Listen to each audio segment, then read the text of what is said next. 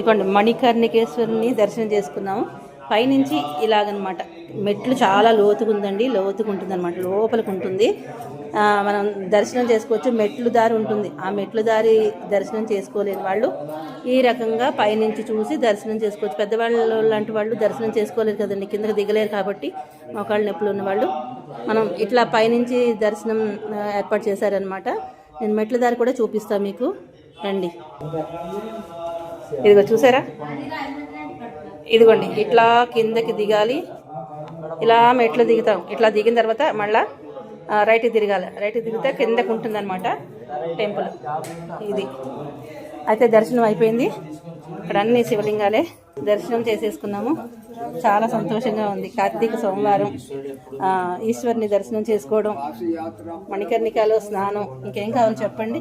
అసలు చాలా చాలా అదృష్టమే అని చెప్పాలి.